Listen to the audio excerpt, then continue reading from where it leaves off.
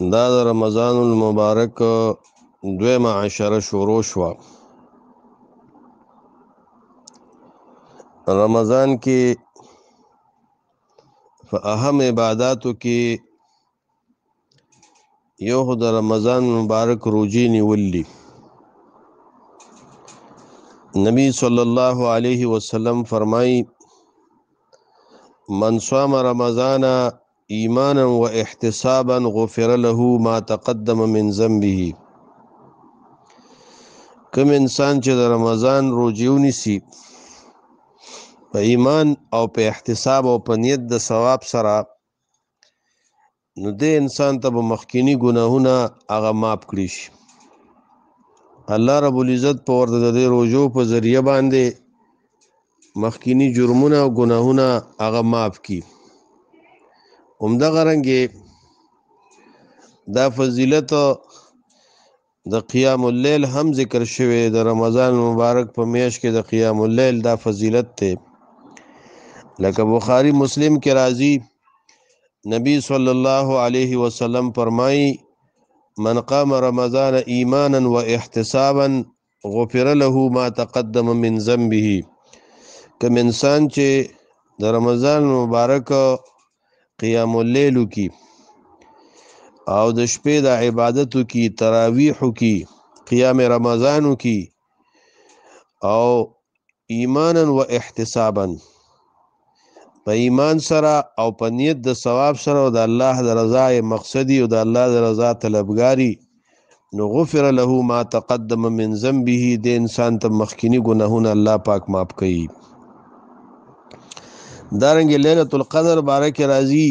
من قام ليله القدر ایمانا و احتسابا غفر له ما تقدم من ذنبه. کوم انسان چې د ليله القدر په شپه باندې قیام وکي، نو دې انسان ته الله رب العزت ټول ګناهونه معاف کوي مخکینی. زما عزتمندو، رمضان مبارک کې زیات د الله کتاب سره تعلق ساتل او دارنګ قیام اللیل کول، دا مونږ او تاسو باندې ضروری دي. د الله نبی به ډېر اوږد قیام کو او دا قیام اللیل ډېر اوږد قیام اللیل. عائشہ رضی الله تعالی عنها فرمایي چې رسول الله صلی الله علیه وسلم به 4 رکعات وکړو، فلا تسأل عن حسنهن وطولهن. داغه د خیستا ادا کولو او داغه د اوږد ادا کولو تپوس مکه چې څومره اوږدې به کولې او څومره خیسته طریقې سره به رسول الله صلی الله علیه وسلم قیام اللیل کو، او بیا به 4 رکعات وکړ. فلا تسأل عن حسنهن وطولهن. داغه د زیادت، داغه د وګدوالي او داغه د حسن تپوس مکوه. ان دومره وګدي تر دې پورې چې صحابه کرام فرمایي چې نبی علیه الصلاۃ والسلام اکم قیام اللیل چې کم شپې کړو، دومره وګد تر دې پورې چې مونږ به یره کوله چې اسنه مونږ نه پښمنې پوت نشي. او نبی علیه الصلاۃ والسلام قیام رمضان، تراویح او قیام رمضان نه علاوه نور قیام اللیل چې دی د 11 رکعاتو نه زیات نه دی کړی. لکه صحیح بخاری او صحیح مسلم کې راځي ما کان رسول الله صلی الله علیه وسلم یزيد فی رمضان ولا فی غیره علی 11 رکعتا. نبی علیه الصلاۃ والسلام رمضان او غیر رمضان کې د 11 رکعاتو نه زیادت نه کو. او سعید ابن خزیمه کې او ابن حبان کې په سند صحیح سره راځي چې جابر ابن عبد الله رضی الله عنه بیان کوي چې رسول الله صلی الله علیه وسلم مونږ ته رمضان کې 8 رکعات تراویح او قیام رمضان کو، بیا راته وتر وکړ او 3 شپې راوته دی بیا نه دی راوته. وی ذکر رسول الله صلی الله علیه وسلم فرمایل انی خشیت او کرهت ان یكتب علیکم، ز یریدم یا ما بد غنه چې اسنه تاسو باندې دا قیام رمضان فرض نشي. دیو جن رسول الله صلی الله علیه وسلم نور شپې راونه وته، امت باندې نهایت مشفق او امت باندې نهایت مطلب دا دی چې رحم دلی وا او مهرباني و چې نبی صلی الله علیه وسلم د امت مشقت او تکلیف نه غوښتل چې اسنه دا امت باندې فرض نشي. خو لیکن دا قیام اللیل دی کو غیر قیام اللیل دی کو نور منځونه دی کو نفلی دی کو فرضی دی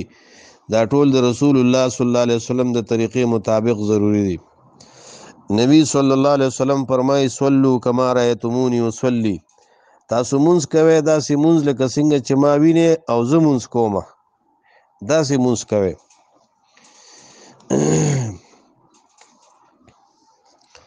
نو دارنګه د نبی صلی الله علیه وسلم په طریقه باندې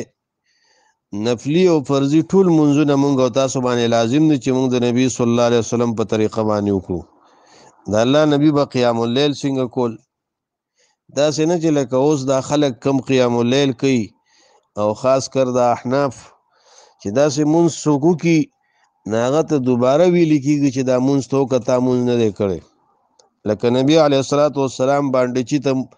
راغه او مونږ کو زر مونږ کو نبی علیه السلام وته درې ځلوي درې ځله واپس کو چې ارجه پسولې فإنک لم تصلی واپس شمونځو کتا مونږ نه دی کړی دا سمونځ خو نه دی دا کم احناف رونه چې اوس دا کم منځونه کوي په دې خاص کر دې تراویح کې او بعضی فرضي منځونه هم داسې کوي نو دا منځونه نه دي بلکې دا چې زمونږ ماشومان داسې منځو کې نو مونږ په دوباره کوو دا منځ ځکه دا خو منځ نه دی د رسول الله د طریقې نه خلاف دی آیا نبی صلی الله علیه وسلم یا صحابه کرامو داسې تراویح کړي وي داسې منځونه کړي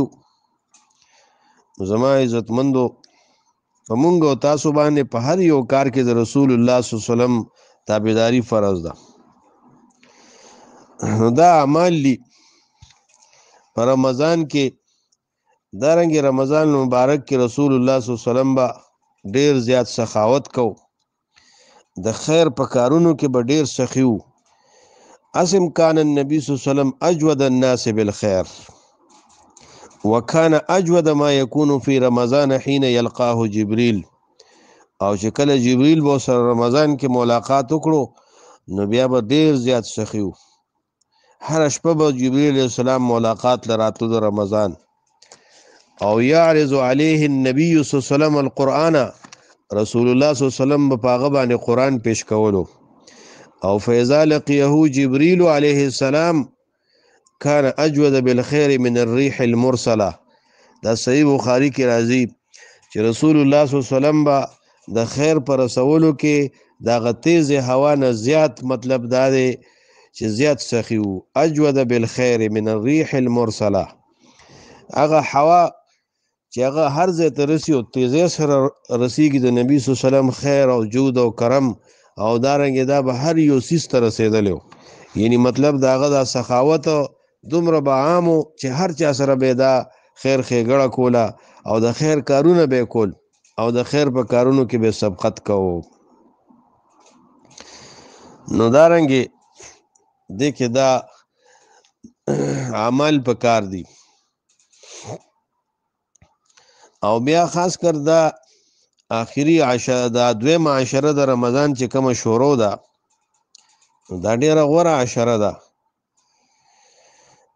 دا داسې عشره ده چې اسلامی چې کم فتوحات شوي دي او د اسلام اوله غزوه چې مسلمانان په هغې کې فاتح شوي دي او کفار مغلوب شوي دي غزوه د بدر دا د رمضان په ولسم رمضان باندې دا شوې ده دا د فتح میاشته دا د فتح عشره ده الله پاک دغه ورځ ته چې په کوم ورځ باندې دا د ورځ د بدر وا او د رمضان ولسم رمضانو دې ته یوم الفرقان ویل دي وما انزلنا على عبدنا يوم الفرقان يوم التقى الجمعان او هغه نصرت او مدد چې مونږ په خپل مدد په خپل بنده باندې نازل کړي خپل مدد د یوم الفرقان د فرقان په ورځ باندې چې د حق او د باطل بیلتون او جدایي پکې راغلی و او حق غالب شو باطل الله غیله شکست ور کړو او داغي سرداران هلاک شو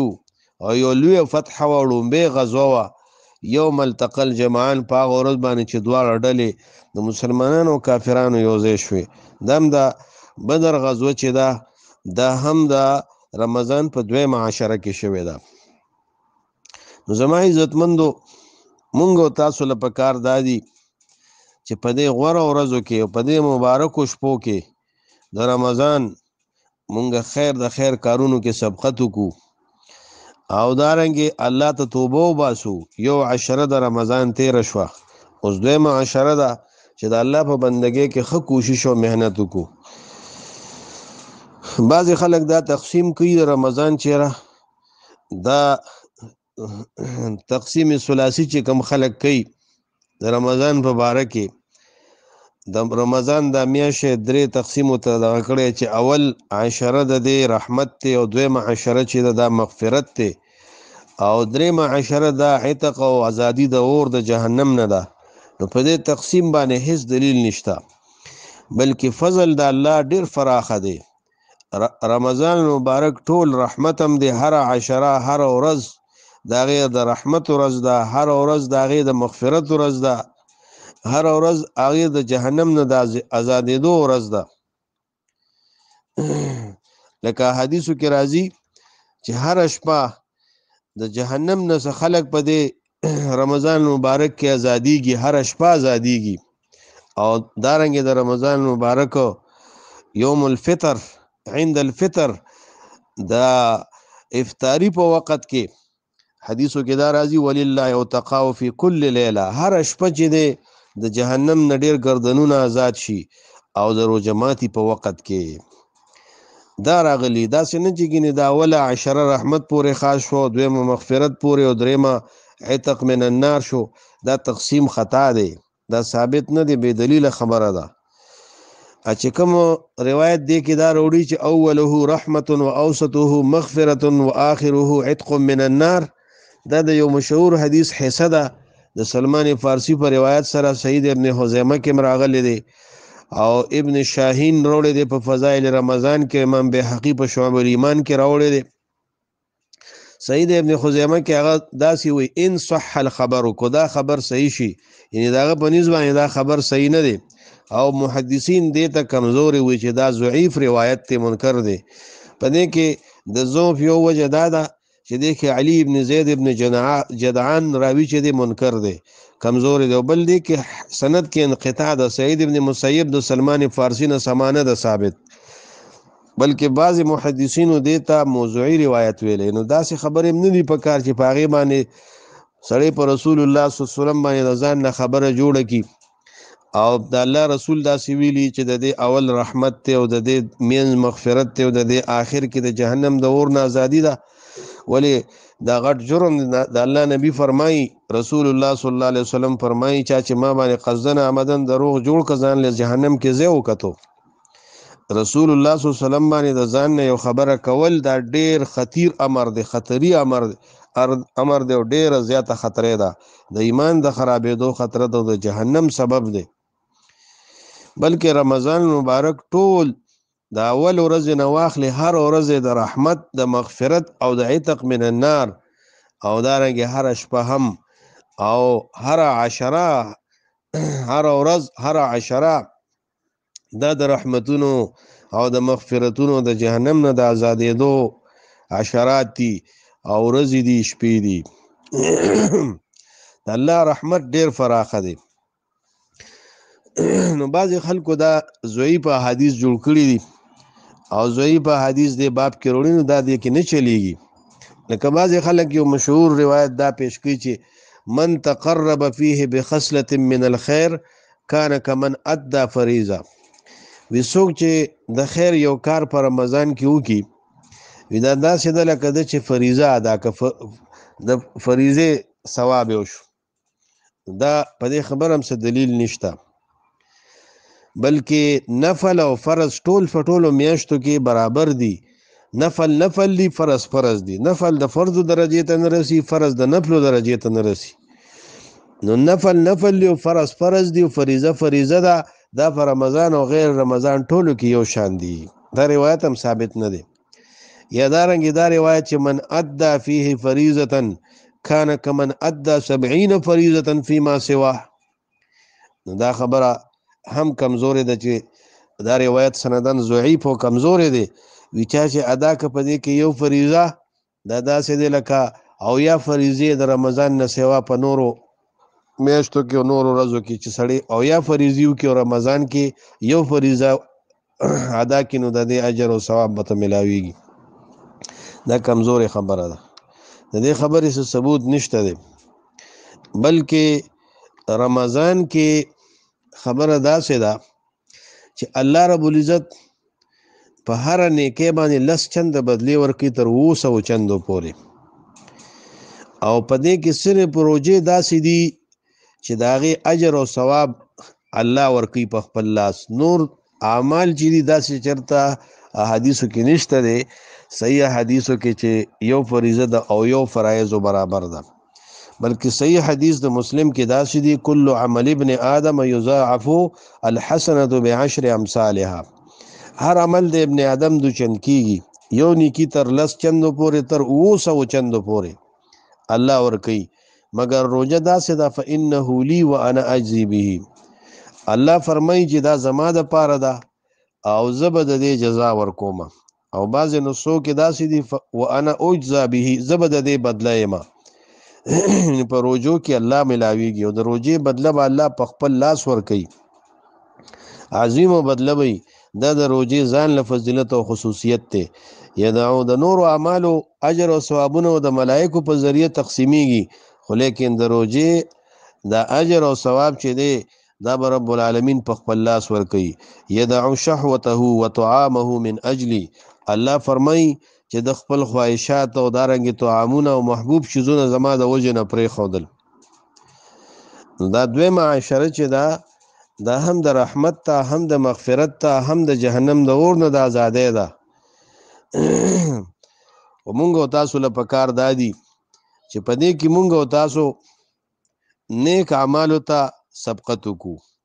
چې هغه د الله کتاب سره تعلق دی، او دارنګې قیام رمضان، تراویح دا کولی، او د خیر نور کارونه کولی. تلاوت د الله د کتاب زیات پکار دی، دعاګانې، ذکر او استغفار. حدیث کې راځي 3 دعوات لا تردو، 3 قسمه دعاګانې داسې دي چې دا نه رد کیږي. یو دعوت الوالد لولده، پلار چې خپل زوی ته دعا وکړي نو دا نه رد کیږي. و دعوت الصائم، او د روزهدار دعا. و دعوت المسافر، او د مسافر دعا چې دا نه رد کیږي. او بل روایت کې راځي 3 دعوات مستجابات، دا قبلیږي. او بل روایت د ابن ماجه کې راځي په صحیح سند سره چې ان للصائم عند فطره لدعوه ما ترد، د روزهدار د پاره د روزه ماتي په وخت کې داسې دعاګانې دي چې دا نه رد کیږي، الله یې نه رد کوي. دا خو په دې شرط باندې چې مونږ او تاسو روزه د بهتان نه، د دروغ نه، د ګناهونو نه، د غیبت نه، د چغلې نه، د حرامو نه، د کنزلو نه، تان او تشنی نه بچو ساتو. ځکه رسول الله صلی الله علیه وسلم فرمای، صحیح حدیث د بخاری کې راځي من لم يدع قول الزور والعمل به فليس لله حاجة ان يدع طعامه وشرابه، چا چې د دروغ وینا پرې نه ښود او په دې باندې عمل یې پرې نه ښود، نشته الله د پاره څه حاجت په دې خبره کې چې دی خپل خوراک او شراب او څکل پرېږدي. یعنی صرف روزه دې ته نه وایي چې سړی خپل خولې ته کورې واچي او دارنګې خوراک څښاک په ځان باندې بند کړي د صبح صادق نه تر غروب الشمس پورې، بلکې روزه دا ده چې انسان د ګناه نه، د دروغو نه، د حرامو نه ځان وساتي. څنګه چې د خوراک څښاک او د حلالو شیزونو نه د ځان بند کړي، داسې د حرامو نه ځان وساتي. او دارنګې بل حدیث کې راځي سید ابن خزیمه کې او ترغیب او ترهیب کې دا حدیث ته رسول الله صلی الله علیه وسلم فرمایي لیس الصيام من الاكل والشرب، روزه صرف د خوراک او څښاک نه ده چې ګینه د خوراک او څښاک نه د سړی بزان بند کی، بلکې انما الصيام من اللغو والرفث، روزه دا ده چې سړی روزه د لغو کارونو نه ځان بند کی او د رفث او د بیهوده خبرو او د خواهش پرسته خبرو نه دین ځان وساتي. او فانصابک احد، که یو سړی تا ته بد وي، کنزلو کی او جهل علیک یا جهلو کی پتا جګړه د سرو کی بدتمیزیو کی، نو تب سره نه کې روزه کې د روزه خیال بساته، د روزه یو وقار او سکینت پې پتا باندې، د روزه یو اثر به پتا باندې. فقل انی صائم انی صائم، دا سی به چې زه روزه دارم، زه روزه دارم. نبی صلی الله علیه وسلم فرمایي صحیح حدیث د بخاری مسلم کې راځي الصيام جنة روزه ډال لے واذا كان يوم صوم احدكم فلا يرفث کله چې د یو کس روزه وي د بهوده خبره نه کوي ولا يسحب الشور د نه کوي کنزل نه کوي فإن صابه احد که یو کس ورته بد او کنزلو کی او قاتله یا وسره جنگ کوي نو فليقل اني امرؤ صائم دا دی و چې زه یو سړی روزهدار یم او روزه کې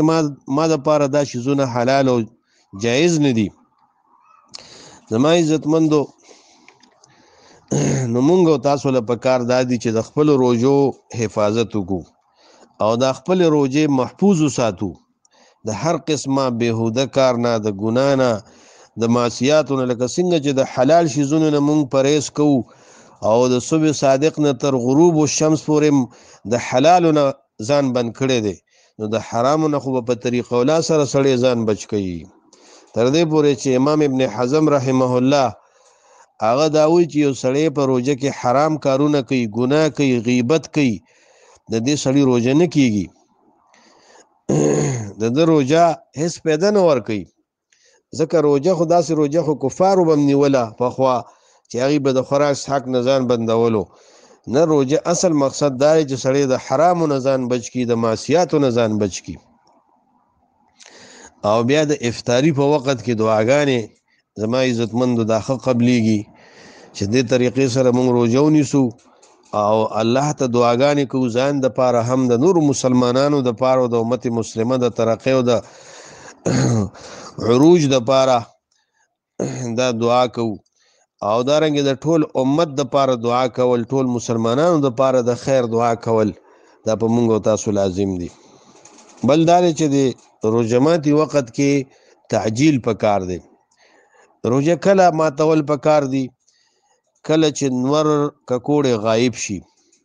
نور ډوب شي بس فقط افطر الصائم دی په دې کې بیا تاخير کول دا صحیح نه دی لکه ستا د تاخير څه فایده نه کوي بیا د الله او د رسول د حکم خلاف راځي چې الله او رسول ته وی چې نور فنا شو بس روزه ماته کا بیا کته روزه رستو نیسي دا ستا ثواب نشته بلکې په دې کې نورم ګناه راځي او صحیح بخاری کې راځي چې نبی صلی الله علیه وسلم فرمایي لا یزال الناس بخیر ما عجل الفطره همیشه به خلق په خیر باندې کمه پورې چې دی په افطاری کې تعجیل کوي تعجیل دا معنی چې څنګه نور غایب شي بس افطاری کوي او دارنګه بهتر دار چې افطاری سره په تازه کجورو سره وکي که تازه میسر نه نو زړې کجوري دي کاغم نه د وبو په یو سو ګوټو باندې د افطاری وکي دا د نبی صلی الله علیه وسلم طریقه وا او جماعتي وخت کې خصوصي دعاګانې او چې کله عین افطار ټیم شنو بسم الله وایا او چې کله افطارو کې وبو کجوري استعمال کې نو بیا دا دعا راغلي د ذهب الظمأ وابتلت العروق وثبت الاجر ان شاء الله تند لاړه رګونه تر شو اجر ثابت شو ان شاء الله دا ویل پکار دی او دارنګ دې سره دا سحری چې دا سحری پښمنه دا کول پکار دی ځکه چې دې ډېر اجر د دې راغلي دی انس رضی الله عنه فرمایي چې نبی علیہ السلام فرمایي صحیح بخاری او مسلم کې راځي تسحروا فإن في السحور برکه تاسو پښمنی کوي ځکه پښمنی کې الله برکت خو دي او بل حدیث کې راځي مسند احمد کې او ترغیب کې راځي ترغیب او ترحیب کې السحور كله برکه السحور كله برکه پښمنی ټول برکت ته فلا تدعوه تاسو دا م پرېږدئ ولو ان يجرع احدكم جرعه مما اگر که یو کس د وبو ګټونه ولې وانخلي فإن الله عز وجل وملائكته یعنی یسو ګټو وبو باندې وک پښمنی خو که خامخه ځکه الله ملائک یصلون علی المتسحرین کم خلق چې پښمنی کوي هغه باندې الله پاک رحمتونه نازلی او ملائک ول دعا د مغفرت کوي او قانون دار چې روجماتی کی تعجیل پکار دے او پد پشمنی کی تاخیر افضل لے لکه زید بن ثابت بیان کئی بخاری کې راځي چې موږ به نبی علیہ السلام سره پښمنی وکړو، بیا به نبی علیہ السلام مانځه ته لاړو. انس رضی الله عنه دې تپوس وکړو چې د اذان او د پښمنی په مابین کې به څومره وقفه وه؟ وی دومره وقفه به وه چې سړی پکې یعنی 50 آیات ولولي. د اذان او د پښمنی په مابین کې به دومره وقفه وه چې 50 آیات د هغې په اندازه پکې سړی تلاوت کولی شي. دومره یعنی آخر وخت کې داسې نه چې په منځ شپې کې راپاسې پښمنۍ وکړي. زموږ خلکو کې دا یو لوی مصیبت دی چې افطاري چې الله او رسول او دارنګې احادیثو کې رسول الله صلی الله علیه وسلم د دې فضیلت ویلې چې امت په خیر باندې چې کمې پورې دي افطاري په تلوار کوي. افطاري به لیټ کوي روژه ماتې او پښمنۍ به په نیمه شپه کوي. دا ټول د سنت نه خلاف طریقې دي. سنت طریقه داره چې پښمنی کې تاخیر وکا او افطاری کې تعجیل وکا. دا سنت طریقه ده د رسول الله صلی الله علیه وسلم. الله رب العزت موږ او تاسو په دې د عمل کولو توفیق را نصیب کړي.